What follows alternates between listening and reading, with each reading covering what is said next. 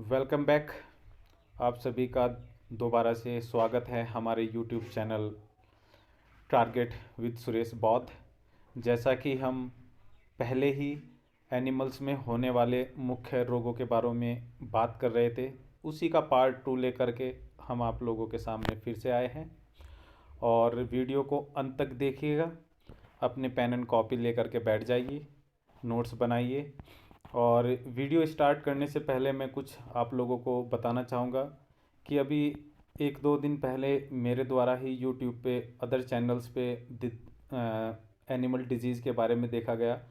वो लोग बहुत ज़्यादा बीमारियों को एग्जेजरेट करके बता रहे हैं। इतना डीप आप लोगों से पूछा जाना संभव नहीं है, क्योंकि अभी आप लोगों को एनिमल डिजीज़ के बारे में कुछ पढ़ाया नहीं गया है। यह एलियो के एग्ज़ाम में आ सकता है, पर अभी जो ये एंट्रेंस एग्ज़ाम है इसमें संभवतः बहुत ही सुपरफिशियल, जैसे किससे बीमारी होती है, कोई मुख्य लक्षण किस एनिमल में आता है, बस इससे ज़्यादा आप ना पढ़ें और ना सुने।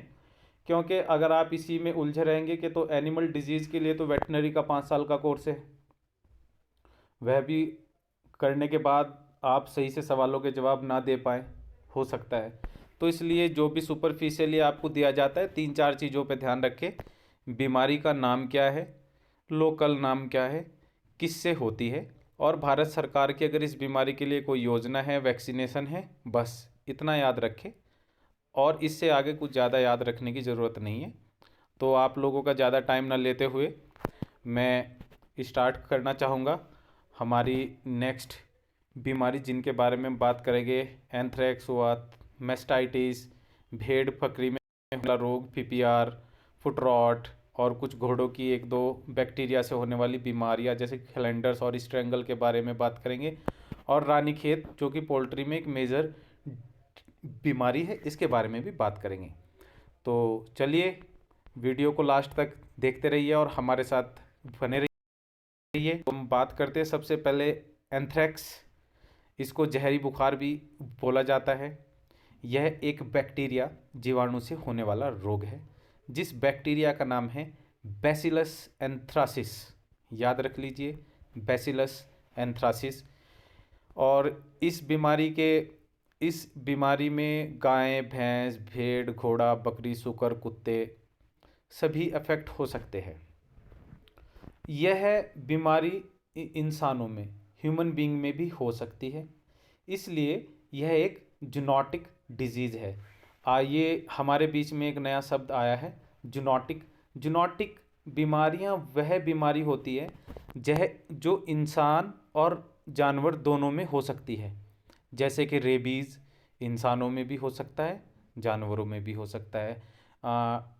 ट्यूबरकुलोसिस, टीबी इंसानों में भी होता है, एनिमल्स में भी होता है। यह भी इसी कैटेगरी की बीमारी है। एक एंथ्रेक्स यह ह्यूमंस में भी हो सकती है। बस इसको ये याद रखना कि जूनोटिक वर्ड का मतलब क्या है। जो जूनोटिक शब्द है उसका अर्थ होता है वह बीमारी जो मनुष्य एवं पशु के बीच में शेयर हो सकती है। इंसानों से एनिमल्स में आ सकती है और एनिमल से इंसानों में भी जा सकती है। तो ये था एंथ्रेक्स के बारे में, इतना कुछ जान लेना बहुत है। अब नेक्स्ट बीमारी की हम बात करेंगे, थनैला रोग, और जिसको हम मेस्टाइटिस भी कहते हैं। मेस्टाइटिस और थनैला, एक्चुअली ये आप लोगों ने अपने घर के सभी एनिमल्स में कभी ना कभी देखा होगा, जिनके घरों में एनिमल्स है। जो पशुओं के थन होते हैं उनमें सूजन आना, दूध में खून आना, एनिमल्स को बुखार आना, दूध ना देना, या दूध का जो उत्पादन है वह कम हो जाना, यह इस बीमारी के मुख्यतः लक्षण होते हैं। यह बैक्टीरिया, जैसा कि मैंने लास्ट वाली वीडियो में भी आप लोगों को बताया था, यह रोग जीवाणु, विषाणु, प्रोटोजोआ आदि के संक्रमण से होता है। मुख्यतः 2 बैक्टीरिया बहुत ही ज़्यादा जाने जाते हैं इस रोग को करने के लिए। एक तो ई कोलाई और एक होता है staphylococcus aureus. Staphylo phylococcus aureus. तो उन सब चीज़ों के लिए भी ये जो बैक्टीरिया है बहुत ज़्यादा इफेक्ट डालता है, और ये बहुत ज़्यादा नुकसान कर सकता है हमारे एनिमल्स को। तो स्टेफाइलोकोकस, स्टेफाइलोकोकस,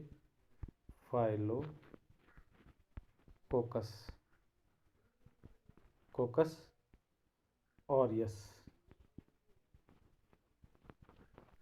ये बैक्टीरिया का नाम है स्टेफाइलोकोकस ऑरियस। आयन की बीमारी है, सूजन, गर्म, रंग हल्का लाल, यानी कि दूध में जो चेंजेस आते हैं उसका थन सूज सकता है। ये थनों की बीमारी है। मुख्यतः ये यह याद रखें कि थनैला थनों की सूजन को, इन्फ्लामेशन को, सूजन नहीं कहेंगे, इन्फ्लामेशन को हम थनैला पहुंचते हैं। और इसकी सबसे बेकार बात यह है कि ये जितना भी अच्छा एनिमल होगा, जो ज़्यादा दूध देते हैं, उन पशुओं में यह बीमारी ज़्यादा होती है। इसके इलाज से अच्छा इसकी रोकथाम है। इसीलिए दूध धोने से पहले पशु के थनों को अच्छे से धुले, गंदे हाथ एनिमल्स के थनों पे ना लगाए, दूध निकालने के आधे घंटे बाद तक पशु को बैठने ना दिया जाए। ये सब इसके मुख्यतः रोकथाम के तरीके हैं। अदरवाइज़ एक बार ये बीमारी हो जाती है, जैसे कि मैं पहले बोल चुका हूँ, ये एनिमल्स के 25% तक उत्पादन क्षमता को ख़त्म कर देती है। रिमेंबर। चलिए अब ज़्यादा वक्त ख़राब ना करते हुए हम अगली बीमारी की ओर चलते हैं, जो कि भेड़ एवं बकरियों में होने वाला मुख्य रोग है, जिसको शॉर्ट फॉर्म में बोलते PPR, पेस्ट डेस फेस्टिस इन रुमिनेंट्स, भेड़ बकरियों का प्लेग। यह भी एक विषाणु से होता है, वायरस से होता है, जो कि मिक्सो वायरस फैमिली में आता है। और यह भी बहुत तेज़ी से फैलने वाली बीमारी है। यह एक बकरी से पूरे के पूरे जो उसका एनिमल्स का ग्रुप है उसमें हो जाएगा, पूरे गांव में हो जाएगा, कभी कभी पूरा ज़िला अफेक्ट हो जाता है इससे। पूरे के पूरे ज़िले में, ज़िले से बाहर दूसरे ज़िले में, अगर यदि इधर के एनिमल उधर जाते हैं भेड़ बकरी, और उधर के इधर आते हैं चारा खाने के लिए, चरने के लिए, तो यह बीमारी एक एनिमल से दूसरे एनिमल में बहुत तेज़ी से होती है और एनिमल की एकदम से मृत्यु भी हो जाती है इसमें। इसके यह दूषित पानी, आहार, मलमूत्र इत्यादि से फैल सकती है और मुख्यतः भेड़ और बकरी में ही होती है PPR। इसके लिए भारत सरकार द्वारा वैक्सीनेशन का भी प्रावधान है। इसके अंतर्गत शीप एंड गोट को वैक्सीन लगाई जाती है, जो कि भारत सरकार के द्वारा ₹1 लेवी पे उपलब्ध होती है। किसी भी राज्य के पशु चिकित्सालय में एक एनिमल की ₹1 में डोज लगती है। इसके मुख्यतः लक्षण क्या है? मसूड़े व जीभ पर लाल दाने फूटकर घाव बनाकर दिखाई देते हैं। मुख्यतः इनके मुंह में होते हैं, और खांसी होना और सांस लेने में दिक्कत आना, ये सब, बुखार आना, ये तो हर बीमारी के लक्षण होते हैं। इसकी रोकथाम के लिए साफ़ सफाई, फिनाइल का प्रयोग करें। एनिमल शेड को धुलाई करने के लिए 4 माह की आयु पर टीकाकरण, जैसे कि मैंने आपको पहले बताया कि भारत सरकार द्वारा इसके लिए टीकाकरण चलाया जाता है। इसलिए यह शीप एंड गोट की मुख्य बीमारी है। पहले भी मैं बता चुका हूँ कि FMD, foot and mouth disease, BQ, black quarter और हेमरेजिक सेप्टिसीमिया, इन सब के लिए भारत सरकार द्वारा समय समय पर वैक्सीनेशन कैंपेन चलाए जाते हैं। रेबीज़ के लिए भी वैक्सीन राज्य के पशु चिकित्सालयों में उपलब्ध है, और इस बीमारी के लिए भी वैक्सीन राज्य के पशु चिकित्सालयों में समय समय पर उपलब्ध रहती है। चलिए अब हम आगे दूसरी बीमारी के बारे में फ्रॉट, पैरों का सड़ना, ये सीधे सीधे याद रखिए, ये भी एक मुख्य बीमारी है भेड़ बकरियों में होने वाली, जहाँ पे हम ज़्यादा उनके जो पाँव होते हैं उनकी देख रेख नहीं कर पाते, उनके नीचे गीला रखते हैं, कीचड़ में रहते हैं, सारा दिन वो रास्तों में घूमते रहते हैं इधर उधर चढ़ने के लिए। यदि वहाँ पे बहुत ज़्यादा वेट कंडीशन है, बहुत ज़्यादा पानी है, तो वहाँ पे इसी प्रकार से यह बीमारी भेड़ बकरियों के पैरों में हो जाती है और उनके पाँव सड़ने लग जाते हैं और वो लंगड़ाती है चलते हुए। अब हम बात करेंगे आगे वाली बीमारी के लिए। यह ग्लैंडर्स जो होता है, यह है घोड़ों की बहुत ही खतरनाक बीमारी है। यदि यह किसी घोड़े में एक बार डायग्नोस हो जाए और इसका पता चल जाए, तो उस घोड़े को भारत सरकार के नियमानुसार हम लोगों को यूथनाइज करना होता है। यूथनाइज का तात्पर्य होता है किसी को शांति प्रिय मौत देना, उसको हमारे द्वारा यूथनाइज किया जाता है भारत सरकार के ऑर्डर के अनुसार। यह भी एक बैक्टीरिया से होता है जिसको कि बुरखुल्देरियाई मेलियाई बोला जाता है। यह घोड़ों का बहुत ही खतरनाक बीमारी है। यह बीमारी जब भी होती है तो यह माहवारी के रूप में हो सकती है, बहुत सारे एनिमल को एक साथ हो सकती है, यानी कि घोड़ों को, म्यूल को, खच्चर जो होते हैं और गधे, इनको अफेक्ट डालती है। बैक्टीरिया में होती है, हमेशा याद रखना। बस इससे ज़्यादा इसके बारे में याद मत रखिएगा। इस बीमारी के लिए आप लोगों के लिए एक सवाल है। इस बीमारी के लिए भारत सरकार द्वारा एक नियम बनाया गया है, उस नियम को क्या बोलते हैं आप लोग उसको ढूंढें और कमेंट सेक्शन में ज़रूर लिखें। दूसरी बीमारी है स्ट्रेंगल। यह भी घोड़ों में होती है, यह भी बैक्टीरिया से होती है। उस बैक्टीरिया का नाम है स्ट्रिप्टोकोकस एक्वाई। तो यह दो बीमारी, ग्लैंडर्स और स्ट्रेंगल, यह बैक्टीरिया से होती है। याद रखिएगा, इनको कॉज करने वाला एजेंट कौन सा है, किसकी वजह से होता है, इसकी इटियोलॉजी याद रखिएगा। इससे पहले भी हम घोड़े के बारे में बता चुके, कोलिक, जो कि एक मैनेजमेंटल डिजीज़ है। चलिए अब नेक्स्ट बीमारी है रानीखेत डिजीज़, और इसको न्यूकैसल डिजीज़ भी बोलते हैं। यह पोल्ट्री, मुर्गियों में होने वाला मुख्य रोग है और इस रोग के लिए भी वैक्सीनेशन होते हैं। वैसे पोल्ट्री का मैं आप सभी को एडवाइस करूंगा कि पोल्ट्री का वैक्सीनेशन आप लोग ज़रूर देख के जाए। वह वैक्सीनेशन का मैं एक अलग से वीडियो बनाने की कोशिश करेंगे अगर हम टाइम निकाल पाते हैं, क्योंकि आजकल लॉकडाउन के चलते हुए विभागीय कार्यों का भी बहुत ज़्यादा लोड है। तो रानीखेत जो है ये वायरस से होता है, ये याद रखिएगा। इसमें जो इसका मुख्य सिम्टम है, वह होता है टॉर्टिकोलिस। जो आपके घरों में मुर्गियां हैं वह अचानक से गर्दन मुड़ के फड़फड़ा के मर जाती है।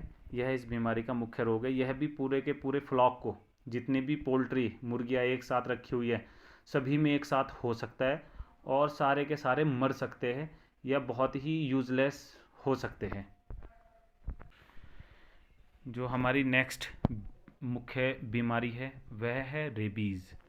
रेबीज़ के बारे में आप सभी ने सुना होगा कि उस एनिमल को हड़क हो गई है, उसके मुंह से लार आ रहे हैं, ये रेबीज़ होता है। यह भी एक वायरस से होने वाली बीमारी है। इसका भी कोई इलाज नहीं है। इसमें अल्टीमेटली एनिमल या ह्यूमन जो भी हो उसकी मृत्यु निश्चित है अगर उसको ये बीमारी हुई है। यह इसीलिए यह भी एक जूनोटिक डिजीज़ है, यानी कि इंसान और एनिमल दोनों में हो सकती है। वायरस का नाम याद रखिएगा, लिस्सा वायरस, और इससे रोकथाम ही किया जा सकता है। उसके लिए वैक्सीनेशन होना बहुत ज़रूरी है। वैक्सीनेशन के बारे में मैं आपको पहले भी बता चुका हूँ कि वैक्सीनेशन ही कुछ बीमारियों से बचने का एक रास्ता है। इसके वैक्सीनेशन के लिए बहुत सारी कैलकुलेशंस होती है, बहुत टाइप से वैक्सीनेशन सजेस्ट किया जा चुका है, अभी भी इस पर रिसर्च चल रही है। तो आप एक बार इसका वैक्सीनेशन शेड्यूल देख ले। पोस्ट बाइट, जब किसी को डॉग काट ले और उसको डॉग काटने से पहले प्रोफाइलैक्टिक रोकथाम के लिए जो टीकाकरण किया जाता है, दोनों देख के जाए। जो जब किसी को डॉग काटता है उस दिन को 0 मानते हुए 0, 3, 7, 14 और 28 डे पे इसका इंजेक्शन लगता है, और फिर 90th डे पे भी आप इसको लगा सकते हैं 90 दिन बाद। तो यह पोस्ट बाइट वैक्सीनेशन होता है। यह भी आप अच्छे से याद रखें कि ये लिस्सा वायरस से होता है रेबीज़। उसके बाद कुछ हम बात करेंगे पैरासिटिक बीमारियों के बारे में, जैसे कॉक्सीडियोसिस। कॉक्सीडियोसिस एनिमल्स और पोल्ट्री में हो सकता है। पोल्ट्री में यह एक मेजर बीमारी है। यह आइमेरिया टेनेला, आइमेरिया निकैट्रिक्स नाम की स्पीसीज होते हैं, उनसे होता है। और इस बीमारी का मुख्य लक्षण क्या है आप लोग सर्च करके कमेंट बॉक्स में ज़रूर बताएं। यह आप लोगों के लिए असाइनमेंट है। इसके बाद हम बात करेंगे नेक्स्ट बीमारी के बारे में। पैरासाइट से होने वाली नेक्स्ट बीमारी जो है एनिमल्स में वह है फबेसिया। जैसा कि मैं पहले भी बता चुका हूँ, इसको रेड वाटर डिजीज़ भी कहते हैं। यह फबेसिया जिप्सोनाई कुत्तों में, फबेसिया कैनिस कुत्तों में, फबेसिया की बहुत सारी स्पीसीज होती है जो अलग अलग स्पीसीज में अफेक्ट डालती है। इसका मुख्य लक्षण होता है तेज़ बुखार 104 डिग्री फ़ारेनहाइट तक और लाल रंग का पेशाब। यह इसके मुख्य लक्षण हैं। दूसरी बीमारी है सर्रा। यह ट्रेपेनोसोमा इवेंसाई से होती है। इसकी इटियोलॉजी याद रखना, ट्रिपेनोसोमा इवेंसाई, ट्रिपेनोसोमा इवेंसाई, ट्रिपेनोसोमा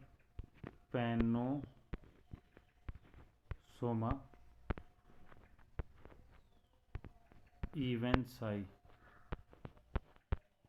ट्रिपेनोसोमा इवेंसाई से होता है। यह भी एक हीमोप्रोटोजोवन है।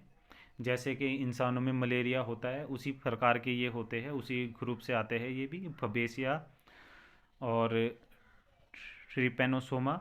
और उसके बाद तीसरा है थिलेरिया, यह भी एनिमल्स में होता है। थिलेरिया एनुलाटा नाम की स्पीसीज होती है इसकी। यह भी एक मुख्य बीमारी है। आजकल मार्केट में इसके लिए भी वैक्सीनेशन आ गया है, आप वैक्सीन के बारे में इंटरनेट से सर्च करके देख सकते हैं।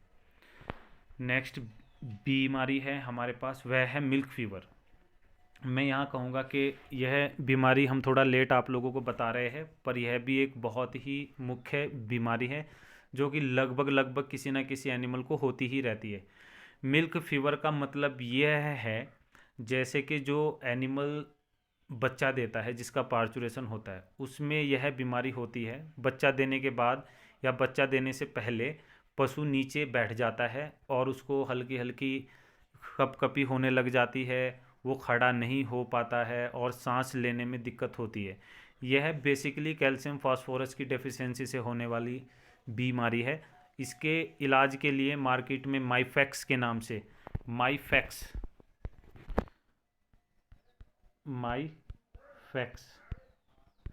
के नाम से कैल्शियम आता है, वह लगाने से यह बीमारी क्योर हो जाती है।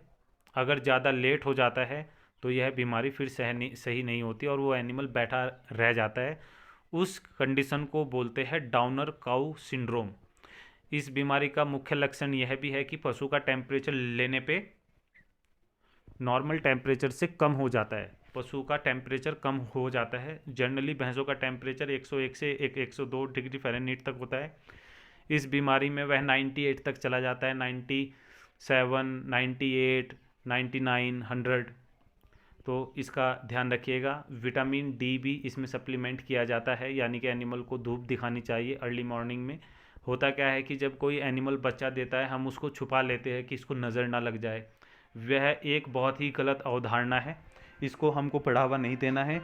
यह जितना कम हो सके उतना ही अच्छा है। अगली जो हमारी एनिमल डिजीज़ है वह है अफारा। यह तो सीधे सीधे इंडाइजेशन है, जब पशु अच्छे से चारे को डाइजेस्ट ना कर पाए। और इसके जो साइंटिफिक वर्ड है वह है टिम्पैनी। इसको याद रखिएगा, टिम्पैनी। और इसी को एक और बोलते हैं, इसी बीमारी के लिए दूसरा नाम है BLOAT, ब्लॉट। अफारा, पेट में गैस होना एनिमल के। और तीसरी जो आगे बीमारी जिसके बारे में हम बात करने की, गर्भपात की बहुत सारी वजह हो सकती है। यह बैक्टीरिया किसी बीमारी के चलते, फबेसिया की बीमारी में हो सकता है, सर्रा में भी अबॉर्शन हो सकता है, टीबी में अबॉर्शन हो सकता है, बहुत किसी भी बीमारी में अबॉर्शन हो सकता है। क्योंकि कभी कभी कुपोषण की वजह से हो सकता है, कभी ब्रूसेला अबॉर्टस से हो सकता है, जो कि सेक्सुअली ट्रांसमिटेड डिजीज़ है हमारी। तो कभी कभी पशु ऊपर से गिर गया और उसको चोट लग गई, उसने अबॉर्ट कर दिया। पशु गया, दूसरे पशु ने उसको मार दिया, साइड से टक्कर मार दी, वो कर दिया। तो कुछ वजह हो सकते हैं जहाँ इन्फेक्शन है और जहाँ इंजरी है। पशु गया हिल्स पे चढ़ने गया, पहाड़ से गिरा, वह भी बच्चा गिरा सकता है। या किसी वजह से बच्चेदानी घूम गई, बच्चा मर गया, उसके बाद उसको निकालते हैं। तो इसमें बहुत सारी चीज़ें होती है, हम ज़्यादा डिटेल में नहीं जाएंगे, बस आप इसको ये याद रखिए कि अबॉर्शन क्या होता है।